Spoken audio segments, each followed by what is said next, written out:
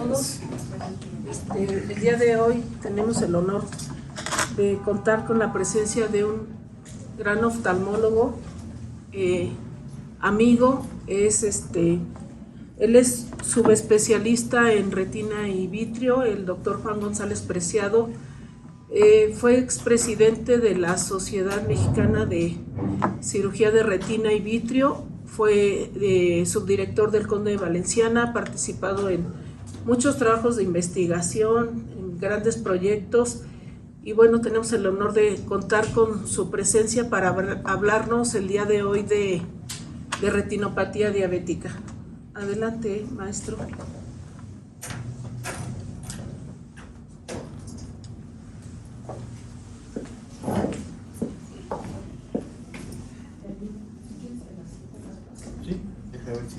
Buenos días. Vamos a hablar de un tema muy importante que no se justiprecia en nuestra práctica diaria, que es la retinopatía diabética. Nosotros vemos muchos diabéticos todos los días. De hecho, pues sabemos que es una epidemia no contagiosa, la diabetes. ¿Por qué? Pues por los cambios en los estilos de vida, por el acceso ilimitado a productos que contienen altas cantidades de carbohidratos, por el componente hereditario. Cada vez es más frecuente que parejas de diabéticos tengan hijos, que no tienen un patrón mendeliano como tal, hablando del tipo 2. De todas formas, se potencia la posibilidad de que los hijos sean diabéticos.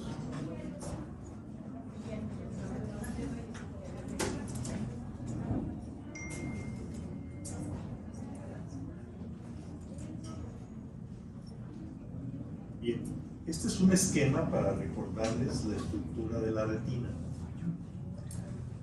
En este dibujo apreciamos que hay unas flechas que van hacia abajo y otras van hacia arriba. Esto indica la nutrición de la retina. El tercio externo de la retina está nutrido por la coriocapilaris, que es una estructura vascular que forma parte de la coroides y es la que va a nutrir a los segmentos externos de los fotorreceptores de la retina. La arteria central de la retina nutre a las capas más internas, a la nuclear interna, a la nuclear externa y a la capa de fibras nerviosas. Entonces, esta imagen, hoy por hoy prácticamente podemos verla a través de un estudio que se llama tomografía de coherencia óptica.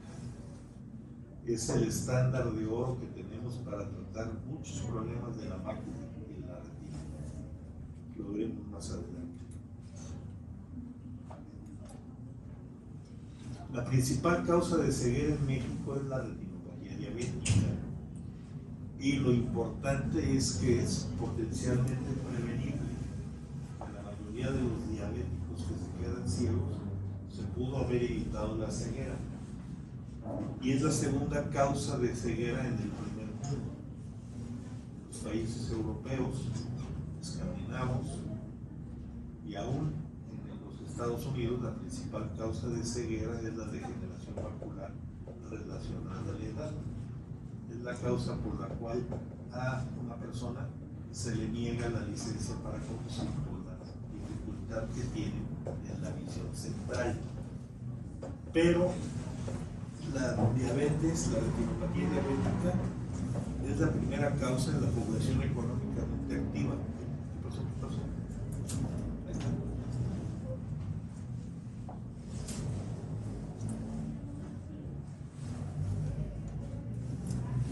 Y es potencialmente prevenible,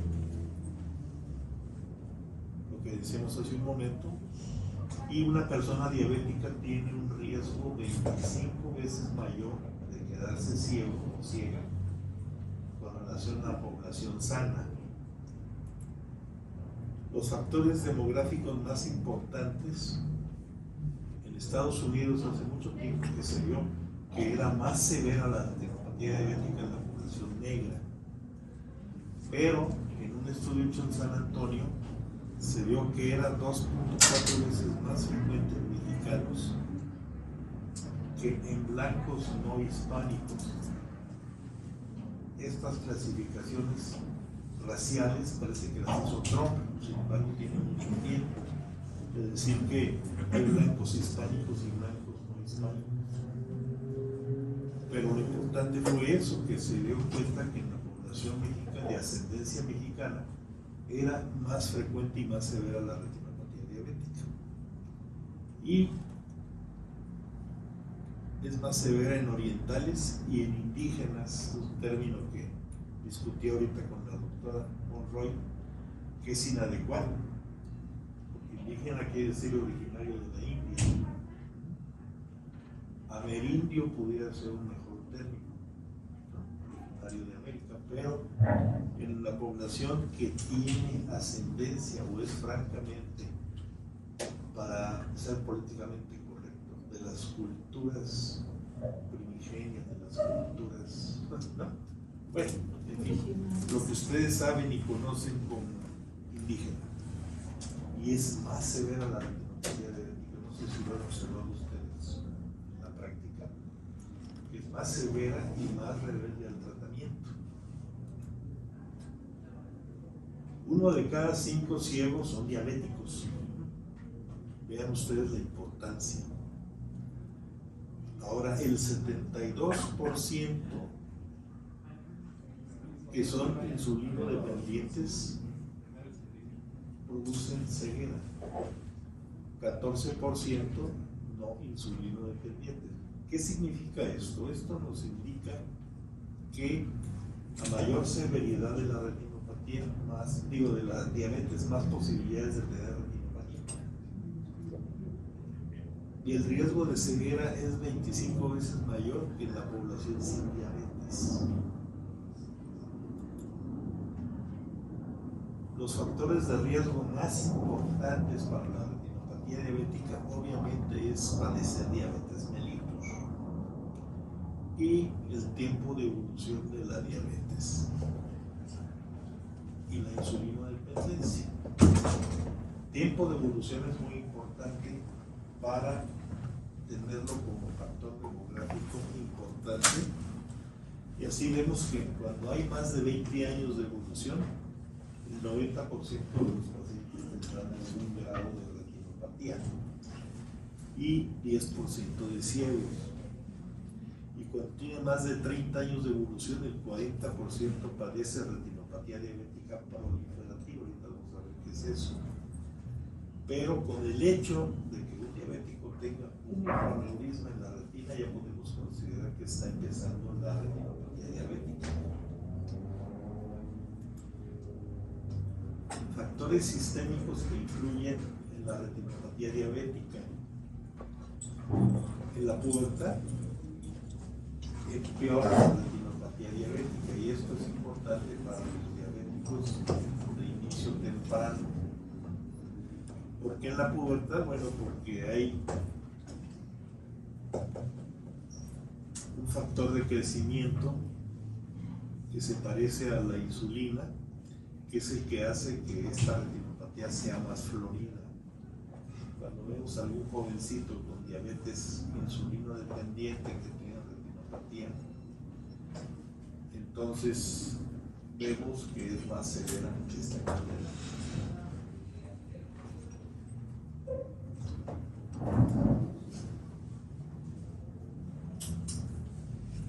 En cuanto a sexo, es más severa en los hombres en la diabetes tipo 1, y en el tipo 2 no hay diferencia entre hombres y mujeres. Factores sistémicos que influyen en la retinopatía diabética: la hipertensión arterial. Esto es como enfermedad aislada y agregada a la diabetes, y la enfermedad renal con proteinuria. Ya dijimos que la pubertad es también un factor de riesgo, y durante el embarazo la retinopatía diabética empeora.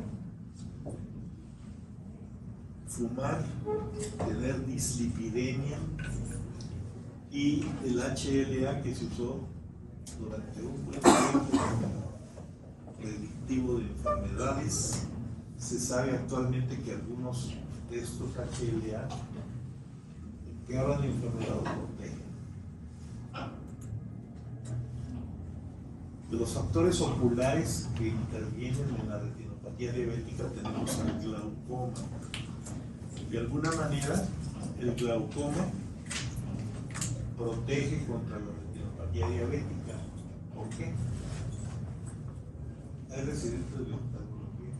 No. ¿Hay? No hay residencia de oftalmo. Ah, sí, cierto. Oftalmólogos. Sí, bueno, yo y el doctor. Está por acá, doctor. Bueno, si recuerdan, o les informo más bien que en el glaucoma lo que sucede es una pérdida de las células ganglionares que van a producir las fibras que forman el nervio óptico. Entonces se pierde una masa importante de tejido, de células demandantes metabólicamente, y eso va a hacer que en glaucomas avanzados la retinopatía sea menos severa. Aunque esto contradice lo que les voy a presentar al final, que es un video de una vitrectomía en un paciente con glaucoma.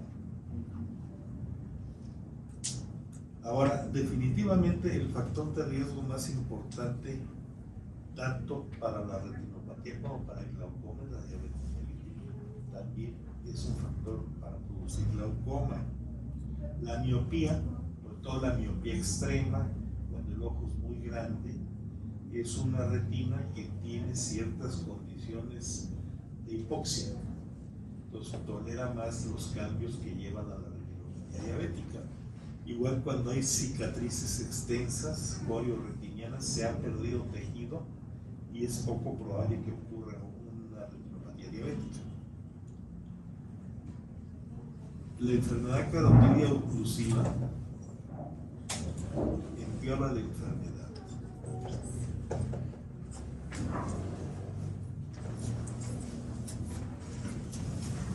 Voy a pasar para acá porque ¿Puedes? la puerta me da charolazo. Ah, ok. Me da charolazo fuerte. Bien, entonces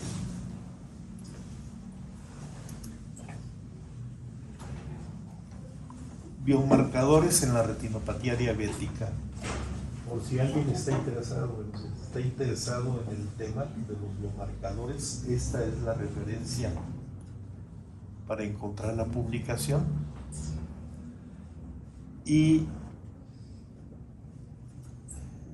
este es el abstracto de el resumen más bien, ¿no? El resumen de ese artículo donde se habla de biomarcadores. Como ustedes saben, hoy por hoy se usan biomarcadores en la mayoría de las enfermedades crónicas con fines pronósticos y con fines de tratamiento. Y en este caso tenemos biomarcadores clínicos en general, clínicos oculares, bioquímicos y moleculares. Clínicos en general, el tipo de diabetes, ya si un paciente es tipo 1 o de inicio muy temprano que sea tipo 2, sabemos nosotros que es más probable que desarrolle retinopatía diabética. Pues son pacientes que hay que seguir, que hay que estar controlando porque eventualmente llegan a producir la enfermedad. La duración de la enfermedad es otro factor muy importante. Los años de evolución de la enfermedad predisponen a la aparición de retinopatía diabética. Ahora, la obesidad, sobre todo la de tipo central o cuerpo de pera, favorecen el desarrollo de retinopatía diabética. En términos generales, la hipertensión, y esto es algo que los clínicos manejan, el análisis de la onda de pulso. Clínicamente se puede analizar cómo está la onda de pulso. Cuando empieza a haber rigidez de los vasos, esa onda de pulso se altera. Entonces es un factor, un biomarcador para el desarrollo de retinopatía diabética. Ahora, los oculares. Estadio de la retinopatía, según el estudio del tratamiento temprano de la retinopatía diabética.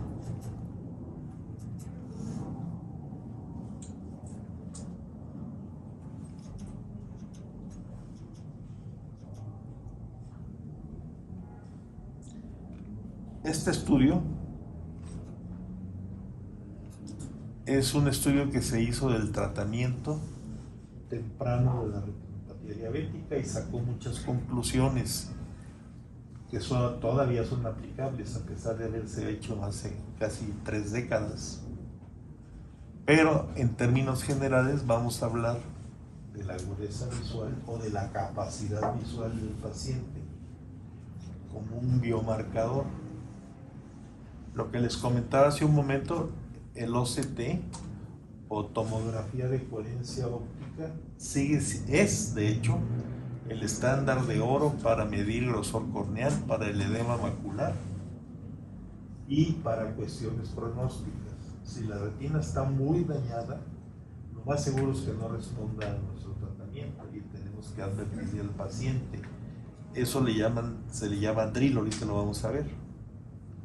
El calibre de los vasos, como ustedes saben, hay rozamiento venoso, hay estrechez arteriolar en la retinopatía diabética y la autofluorescencia de córnea y cristalino, que es algo que no es útil, o más bien dicho, no tenemos forma de hacerlo clínicamente y rutinariamente, aún en los hospitales de ojos, para todos los pacientes diabéticos.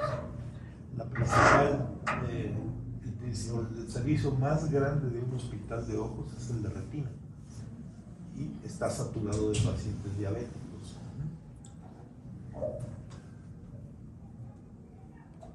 Esto es electroretinograma, pero eso es con fines de pronóstico y nada más para saberlo. Miren, vean esto que tenemos aquí. Esta es una tomografía de coherencia óptica.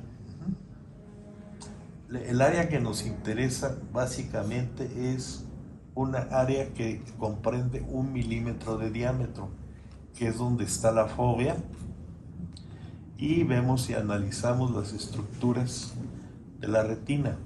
Se ve muy bien la capa plexiforme interna, la plexiforme externa y los fotorreceptores. Aquí en esta tomografía vemos estos puntos hiperreflectivos que corresponden a lípidos, y este paciente tiene edema macular y hay un despegamiento aquí de la retina del epitelio pigmentado por la presencia de líquido subretiniano. Pero vean esto, hay continuidad de todas las capas de la retina. Este es un buen pronóstico para que, si tratamos ese edema macular, el paciente recupere visión. Pero si tenemos este fenómeno en donde no hay continuidad, vean ustedes estas líneas y no continúan del otro lado de la fóvea, entonces decimos que hay DRIL, que quiere decir una desorganización de las capas internas de la retina. Este es un biomarcador que tenemos muy accesible y que nos permite establecer un pronóstico. Si vamos a proceder a tratar el edema macular y tenemos un DRIL, lo más seguro es que no haya respuesta visual, que es lo que nos interesa finalmente.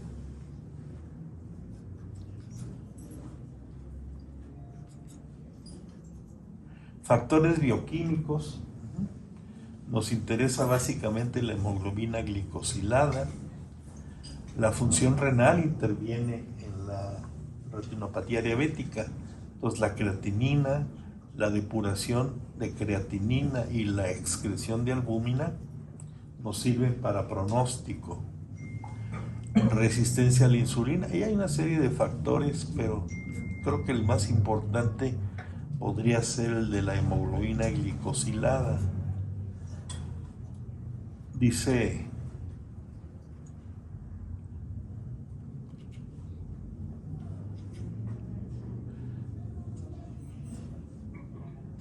dice mi endocrinólogo que la hemoglobina glicosilada es la gran chismosa, ¿no? El paciente te muestra un estudio en ayuno de 110 de glucosa, pero tiene 7 de hemoglobina glicosilada. Y nos habla del promedio de los últimos 3 meses. Es un factor que tenemos o que debemos de utilizar para saber si el paciente está bien controlado. Biomarcadores bioquímicos son una serie de sustancias y de cosas relacionadas al metabolismo que no que los tenemos nada más a nivel informativo. Bioquímicos, el factor de crecimiento, que ahorita vamos a hablar de ese factor, y moleculares basados en el DNA. En fin, estos son estudios muy especializados que sirven como factores pronósticos. Pero vamos a lo clínico, componente sistémico. El paciente tiene hipoglicemia, tiene hiperglicemia o tiene variabilidad glicémica. ¿Qué quiere decir esto? Acuérdense ustedes que en el debut de la diabetes tipo 2, en el adulto, empieza con hipoglicemias postprandiales. ¿Por qué? Porque hay una alteración en la secreción de insulina. De pronto se producen grandes cantidades de insulina que hacen que en el postprandio haya hipoglicemia. Es el paciente que se presenta soporoso, adormilado, y poco tiempo después empieza ya la hiperglicemia en ayuno. Entonces, estos son componentes sistémicos biomarcadores para tener en cuenta en la retinopatía diabética. La obesidad por la resistencia a la insulina.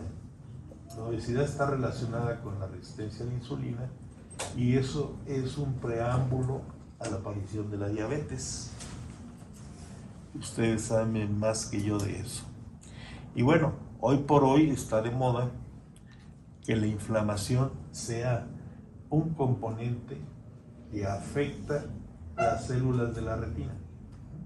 Entonces, eso hay que tomarlo también en cuenta. Claro, en la práctica no vamos a recetar naproxeno, ¿no? Obviamente no.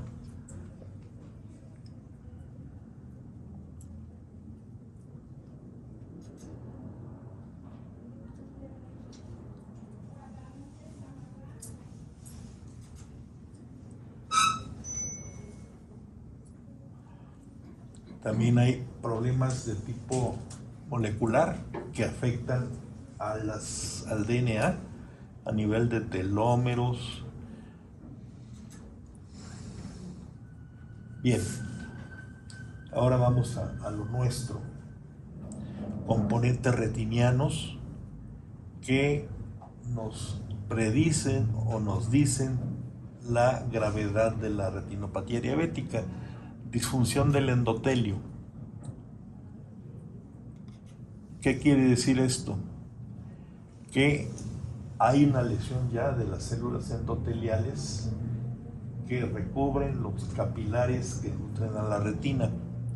Acuérdense ustedes que estos capilares son impermeables y tienen una barrera hematorretiniana que permite el paso selectivo de sustancias. Pero cuando se pierde la función del endotelio va a haber fuga y va a haber cambios importantes en el flujo sanguíneo y eventualmente formación de trombosis locales por esta lesión endotelial. Además hay una angiogénesis anormal. La angiogénesis es un proceso normal de los órganos para la formación de nuevos vasos. Pérdida de pericitos, discúlpenme, pero esta cosa está medio rara. La pérdida de pericitos por apoptosis es lo que nos va a llevar a las fugas de estas sustancias que dañan la retina. Ahorita vamos a ver con detalle esto.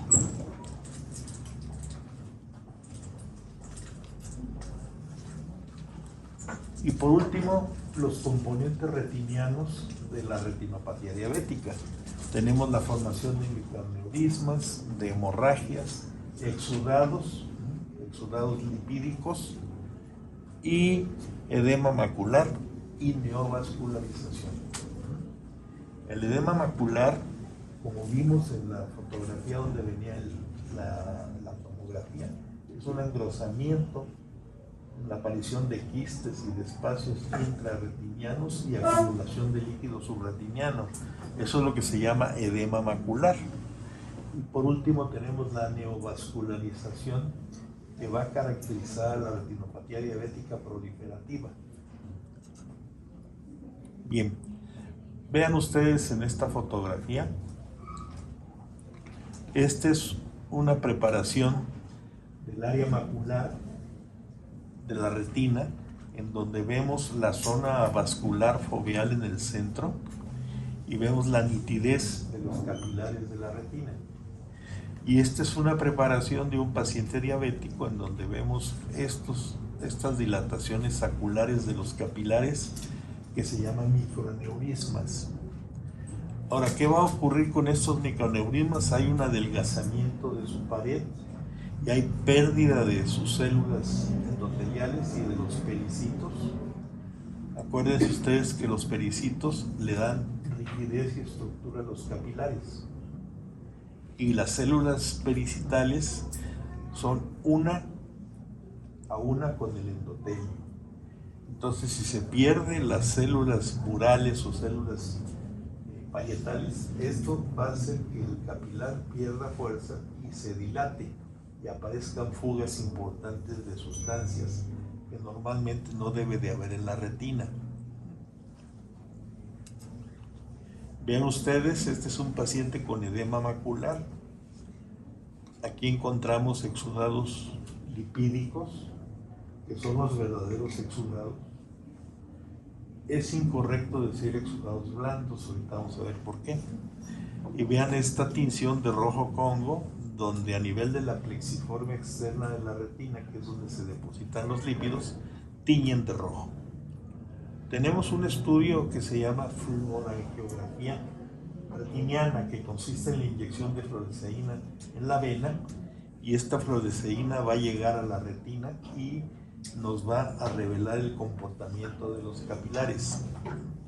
En esta foto no se aprecia muy bien, pero aquí hay unos puntos hiperfluorescentes y aquí hay acumulación de fluoresceína que no debe de haber por esa alteración vascular. Y vemos en este esquema cómo se han formado estos microaneurismas que contribuyen a la formación de este líquido o de ese edema. Entonces hay que recordar que existe una barrera hematorretiniana, así como existe la barrera hematoencefálica. Acuérdense que embriológicamente la retina es un pedazo de cerebro metido en el ojo, comunicado directamente con el encéfalo. Entonces tiene una barrera similar que permite el paso selectivo de sustancias.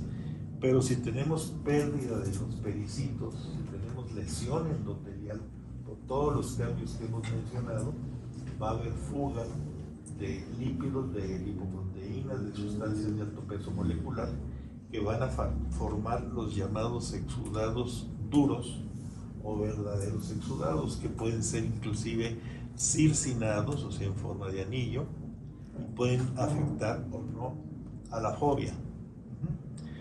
Y por último tenemos que estos capilares que tienen daño van a empezar a estrecharse y a entorpecer el flujo sanguíneo y eventualmente formar microtrombos, y esos microtrombos van a producir un área de no perfusión en la retina, lo cual se traduce en la formación de manchas algodonosas, lo que se llama exudados blandos, que no son exudados. Aquí pueden ver ustedes en este corte de la retina el grosor tan importante que tiene la capa de fibras nerviosas, y eso es lo que produce las manchas algodonosas. Entonces, si nosotros vemos manchas algodonosas, es que hay hipoxia, hay pérdida de perfusión. Y este es el preámbulo para que se forme la retinopatía diabética proliferativa. Hasta este momento le llamamos no proliferativa. Microaneurismas, microhemorragias, con o sin edema, vasos anasallados, y la presencia de manchas algodonosas nos indica hipoxia. Y esta hipoxia va a llevar a la formación de vasos de neoformación en la retina. Y eso ya le da la característica de retinopatía diabética proliferativa. Vean en este esquema, aquí hay vasos de neoformación, y con un estudio angiográfico vemos como designa la enorme cantidad de fuga que tiene estos vasos, porque son anormales, están en la papila, como se ve aquí en este esquema, o pueden estar fuera de la papila. Eso tiene importancia clínica porque se puede producir hemorragia vitrea. Ahora, la no proliferativa, como vimos hasta este momento, tiene una serie de cambios que pueden llevar a la formación de vasos de neoformación y entonces tener una retinopatía diabética proliferativa con o sin edema macular. No proliferativa. En esta fotografía tenemos una retinopatía diabética no proliferativa leve. Hay algunas manchas algodonosas, por aquí puede haber algunos microaneurismas, y se vuelve moderada cuando hay manchas algodonosas en el polo posterior, en los 4 cuadrantes. Pero luego tenemos la no proliferativa severa. Miren esto de aquí. Una disculpa, pero soy medio disléxico y con esto. Aquí hay esta es una mancha algodonosa, no es un exudado como tal, sino es un engrosamiento de la capa de fibras nerviosas por hipoxia, por lesión de los capilares. Y este paciente tiene una gran cantidad, no se aprecia aquí, de microaneurismas y una cosa que se llama anormalidades microvasculares interretinianas, que no se alcanza a ver aquí. Y la que es muy severa tiene manchas algodonosas abundantes en los 4 cuadrantes. O sea, este paciente está en un riesgo potencial de retinopatía diabética proliferativa. Ahora, la proliferativa la dividimos sin factores de riesgo y con factores de riesgo. ¿Riesgo de qué? Una hemorragia en el vítreo. Y esta puede ser con o sin edema macular. Esta es una proliferativa. Aquí vamos a ver dónde se encuentra la proliferación.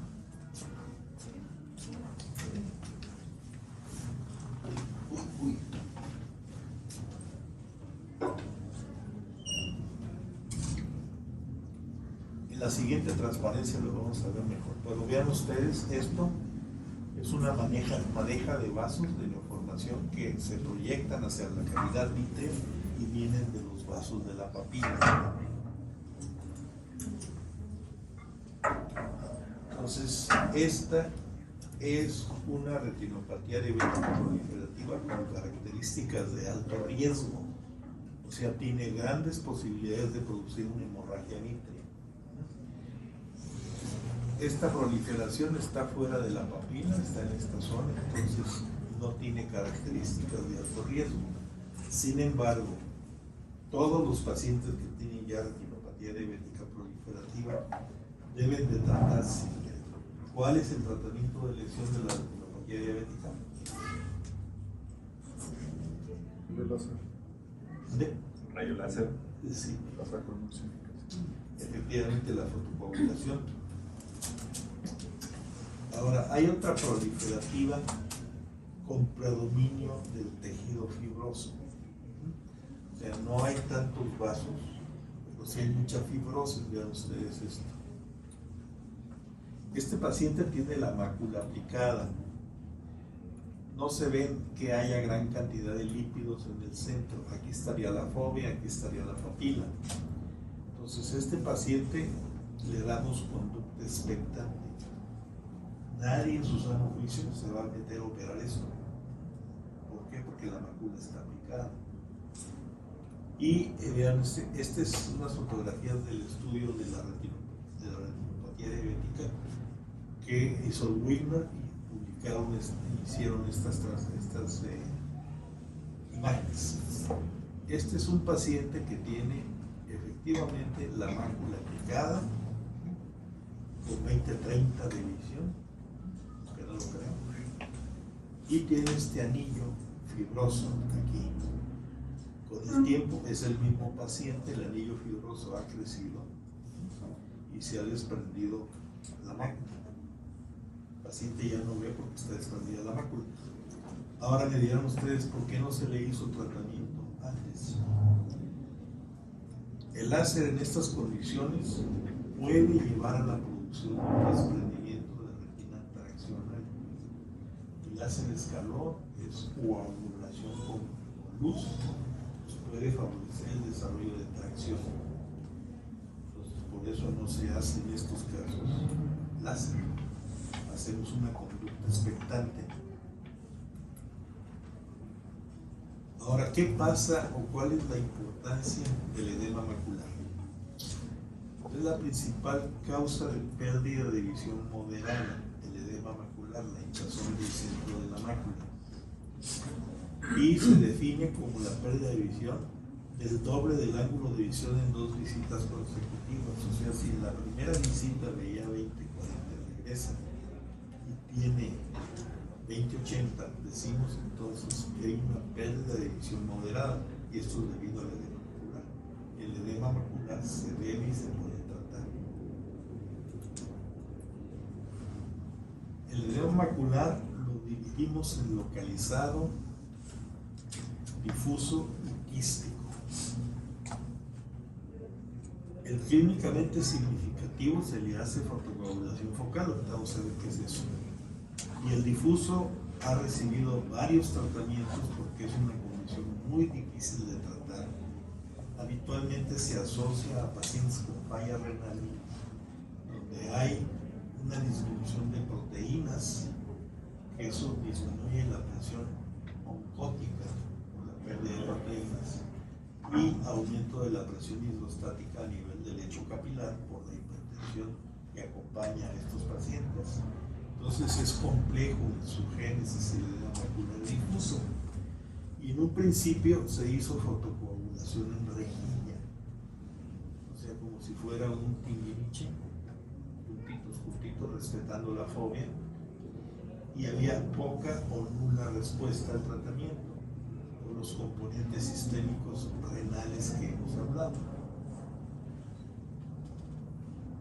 Ahora el difuso ha tenido otros tratamientos, pero hoy por hoy el más importante que tenemos es el uso de antiangiogénicos, bevacizumab, ranibizumab o aflibercept, o actualmente el faricimab. Parece que es específico para el edema macular diabético, y esto mejora el edema. Y se aplican inyecciones intravítreas, intraoculares. El problema es que no cura. El problema es que regresa el edema, entonces hay que estar inyectando para que el paciente recupere visión. Los casos que mejor resultado tienen es aquellos que se les hace un trasplante renal y se corrige todo su desequilibrio oncótico, hidrosmótico y hidrostático, y mejora el edema, inclusive llega a desaparecer. Pero mientras no pueda hacerse eso, recurrimos a las inyecciones intravítreas para el tratamiento de este edema. ¿Qué hora es, maestra? Unos 10, 9:20, unos 10 minutitos. Bueno, para darnos prisa entonces. Y actualmente tenemos un artilugio que se llama Usurrex. Y Usurrex es un esteroide de depósito de dexametasona. Haz de cuenta un pequeño granito de arroz que viene precargado en una aguja con un punzón. Lo inyectamos adentro del vitro y empieza a liberar dexametasona y disminuye el edema. Está alterando aquellos factores de la inflamación que dijimos en un principio que hacen que mejore el edema. No cura tampoco. Y esta sustancia puede durar de 3 a 4 meses y hay que poner otra de nuevo. Ese es el inconveniente.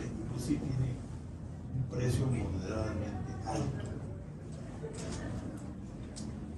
Y vean ustedes, este es un edema macular localizado. Aquí. Si el engrosamiento que produce el edema está a menos de 300 micras del centro de la mácula, entonces decimos que es significativo y se debe de tratar. Esto lo podemos tratar principalmente con láser, porque aquí en el centro están los microorganismos que están produciendo ese anillo. Entonces se coagula con láser para que desaparezca la filtración. Pero vean esto es muy importante, es un biomarcador. Vemos esta torta de lípidos en el centro de la mácula. Este paciente tiene una pérdida irreversible de la visión por este edema, vean, terrible, pero es una retinopatía diabética de predominio exudativo. Una gran cantidad, estos son los verdaderos lípidos, lo que antes se llamaban manchas serias. Bueno, en fin, pero son los verdaderos exudados. Bien, ahora este es el estándar de oro que tenemos para el tratamiento del edema macular. Nos preocupa mucho el edema macular porque el paciente, a pesar de que ya no tiene proliferación, a pesar de que ya tratamos y eliminamos los vasos, tiende a tener edema en la mácula y a perder visión, a tener dificultad para manejar, para leer, para trabajar. Estamos viendo actualmente pacientes de 50 años con retinopatía diabética muy avanzada y con estas condiciones de pérdida de visión. Entonces, miren, esto es, ya vamos a acabar. Esta es una tomografía de coherencia óptica normal. Vean ustedes cómo está el hundimiento relacionado a la fobia. Aquí está la visión central. Y vean cómo se dibujan perfectamente bien las capas de la retina. Está aplicada la zona central, aquí está el epitelio pigmentado. Y vean ustedes pacientes con edema macular. Vean el enorme levantamiento que era el centro de la fobia. Este paciente anda viendo la letra grande, un poco más. Entonces afecta a los dos ojos. Sí.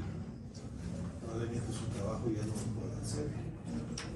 Si maneja máquinas, vaya, si es costurero o costurera, se puede coser el dedo, porque no hay precisión en la visión por este edema. Vean ustedes la gran cantidad de líquido que hay aquí, cómo está despegada la retina, igual en este caso de acá. Este edema macular amerita tratamiento hoy por hoy con inyecciones intravítreas y el seguimiento lo vamos a hacer con la tomografía de coherencia óptica para ver la respuesta. Ahora, la principal causa de pérdida visual severa es la hemorragia. Si el paciente tiene hemorragia, lo peor a veces se presenta en los dos. Nada menos ayer una enferma que los dos hombres tenía hemorragia de vitrea porque le dio comezón y se empezó a tallar los otro paciente. Hemorragia claro, tenía retinopatía diabética de alto riesgo. Tiene vasos en la papila. ¿Cuál es la importancia de que los vasos estén en la papila? Que esos vasos van a estar influenciados por los movimientos del vitrio. Acuérdense que el vitrio se inserta en la papila. Y si no tiene desprendimiento posterior del vitrio, por los movimientos se van a traicionar esos vasos. Esos diabéticos se despiertan sin visión, sangraron con los movimientos oculares. Por eso se llama característica de alto riesgo. Entonces, si tienen hemorragia vitrea y tienen menos de 5 o 200 de visión, o sea, ¿qué quiere decir? Que a 5 pies ponemos la letra grandota y apenas la. Y eso impide deambular. Que son los dos ojos que el paciente no puede caminar, no puede deambular solo en el ayuda. Entonces, esta hemorragia vitrea, si no se resuelve, tenemos que hacer una vitrectomía. Esto es quitar el vitrio, localizar las zonas de fibrosis o de infecciones que las hay y poner láser en todo el polo posterior. ¿Qué hace el láser? ¿Cuál es su función? El láser lo que va a hacer es quemar parte de la retina. Es una coagulación lo que se produce por luz. Este invento de la coagulación por luz lo hizo un médico alemán que se llamaba Meyer Spiegel. Y este señor publicó en 1960 un libro que se llama Coagulación por luz. Y habla de tumores, habla de cáncer y 3 líneas para la retinopatía diabética que puede ser de utilidad. Y hoy por hoy es la principal indicación del láser. ¿Para qué lo vamos a emplear? Para quitar las características de la retinopatía y que no vaya a haber una hemorragia vitrea. Lo revisamos el enfermo, tiene vasos en la papila, tiene el riesgo potencial de que en cualquier momento salga. Entonces tenemos que hacer una fotocoagulación panretiniana, toda la retina. ¿Cómo funciona esto? Es una quemadura que se va a concentrar en la parte externa del ojo, el epitelio pigmentado y los fotorreceptores, que son metabólicamente muy demandantes. Entonces vamos a quemar esa zona y ese tejido se va a volver inactivo metabólicamente y eso va a mejorar la retinopatía diabética. Y entonces, ¿y cómo es que funciona? Bueno, ponemos puntos de láser separados uno de otro. Digamos que si es proliferativa de alto riesgo, el disparo del láser tiene que tener este tamaño y dejar un espacio similar para poner el otro. Vamos a ver rápidamente.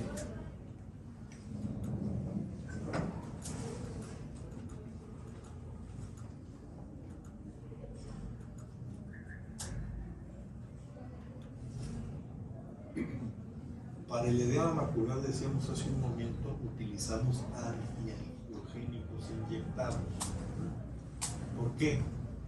Porque el factor de proliferación vascular es una sustancia que aumenta la permeabilidad vascular, cientos de veces mayor que la histamina.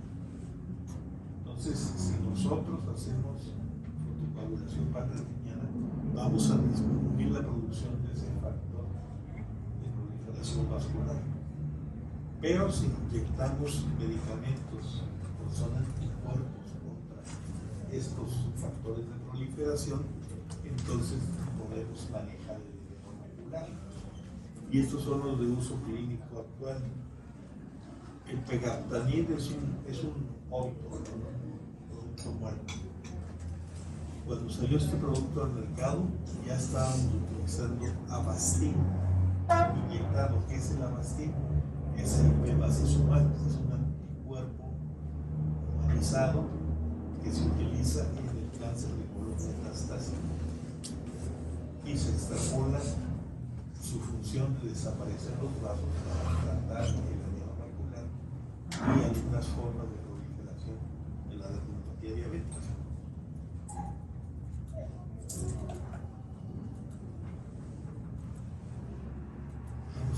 prisa porque ya es hora de comer. Este es el estadio final de la retinopatía. De todas las retinopatías hipóxicas terminan eventualmente con esto, un glaucoma neovascular. ¿Qué es el glaucoma neovascular? Es un glaucoma que aparece por neoformación de vasos a nivel de la raíz del iris y corren hacia el trabéculo, o sea, el aparato de filtración del ojo, y forman una malla, una red que bloquea la salida del tumor acuoso. Habitualmente sus pacientes debutan con dolor intenso, pérdida de la visión y presiones arriba de 40 o 50 milímetros de mercurio. Lo máximo tolerable para el ojo, 18, máximo 20. Imagínense la presión hasta donde está. Y eso es lo que vamos a ver. Formación de vasos en el iris, en el ángulo y febra, sangre en la cámara anterior.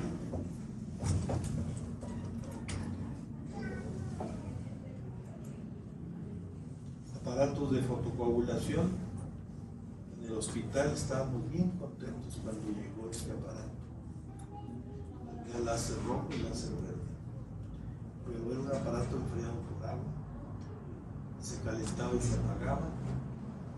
Hoy por hoy tenemos este tipo de láseres portátiles pequeños que son de estado sólido, no son como los de argón. El argón es un gas noble que se utiliza para producir láser verde, pero tenían esos inconvenientes. Esta era la forma en que la empezaron a usar el láser, eventualmente un lente que se ponía succionando para que no se cayera, se fijaba la córnea. Hoy por hoy tenemos dispositivos que lo tomamos con los dedos y aplicamos el láser. Y este es un esquema de cómo debe hacerse la fotocoagulación. Ven ustedes una mitad en una sesión, la otra mitad en otra sesión, y se respeta el centro de la mácula. Vean ustedes, esta fotocoagulación la hizo un arquitecto.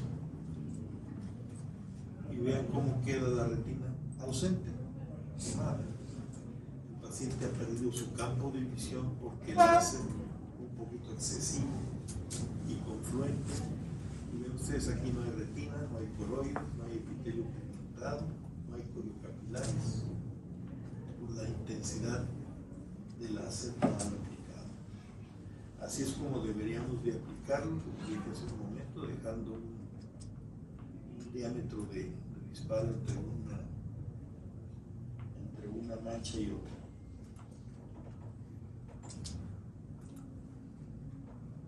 Miren, esto es una vitrectomía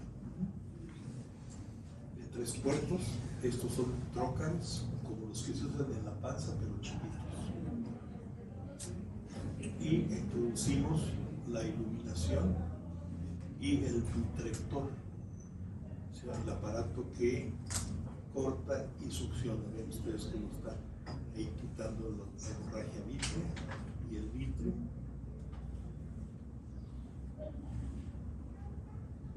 Es una hemorragia vítrea en un paciente con ojo único. El otro ojo lo perdió en la infancia por una lesión traumática y además tiene glaucoma neovascular. Operamos de catarata y a los pocos días hizo glaucoma neovascular. El paciente también tiene una cuestión atópica en la piel. Entonces se le puso una válvula. ¿Conocen las válvulas que se usan para el glaucoma? ¿No?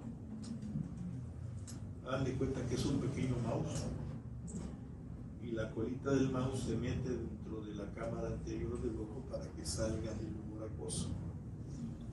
Entonces este paciente, debido a su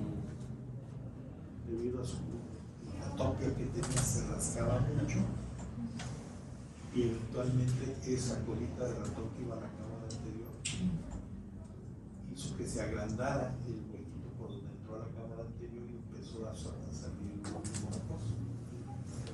Entonces lo que le hicimos fue quitar esa válvula porque ya no estaba funcionando y hacer la vitrectomía, y al mismo tiempo con otro artefacto fabuloso que tenemos del tamaño de una aguja calibre 20. Es una sonda que tiene iluminación, una cámara y proyecta láser.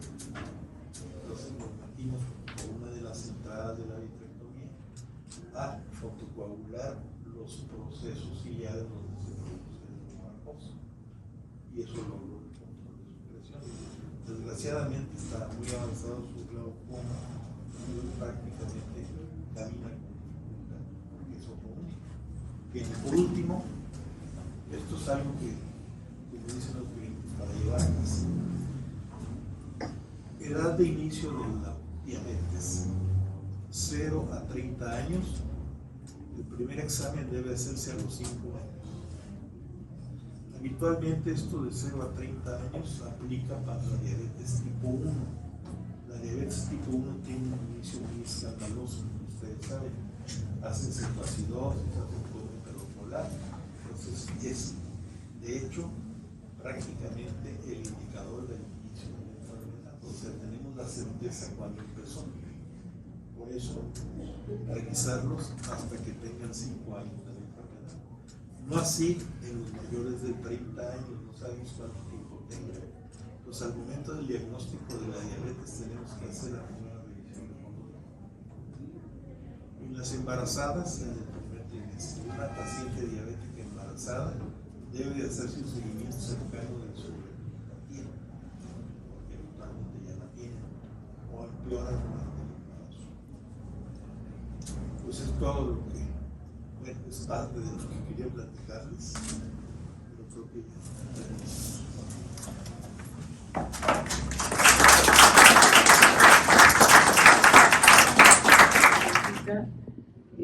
pues tenemos bastantes pacientes aquí diabéticos, descompensados desde jovencitos, desde niños, pacientes embarazadas con diabetes, para aventar para arriba. Y yo creo que no nos daría el tiempo para hablar de todo esto. Lo importante es llevarnos, pues, el objetivo, como tú dijiste desde el inicio, evitar que el paciente llegue a la ceguera. Yo creo que está en nosotros, cuando recibimos al paciente, somos creo que los médicos que recibimos a veces tenemos el primer contacto con un paciente diabético y saber en qué momento referirlo para una buena revisión. De ahí que se pueda evitar que lleguen a ser pacientes ciegos, y todo lo que conlleva un paciente ciego, pues ya no puede valerse por sí mismo, requieren de una persona para movilizarse. Y bueno, desde evitar que se deteriore la visión hasta un poco de visión que lleguen a tener, es importante para distinguir entre el día y la noche, que se muevan, que la poca visión que puedan llegar a tener, que vean sombras, que vean bultos, hasta eso es importante pues mantenerlo y no terminar perdiendo esa poca visión que puede llegar a tener un paciente. Te agradezco mucho el haber aceptado con tanta premura que hayas venido a darnos esta plática. Y bueno, pues esta es una constancia que me voy a tomar la libertad de leerlas, constancia al doctor Juan González Preciado por su valiosa participación como invitado especial de la sesión general con el tema de retinopatía diabética, firmado por tu servidor. Muchísimas gracias.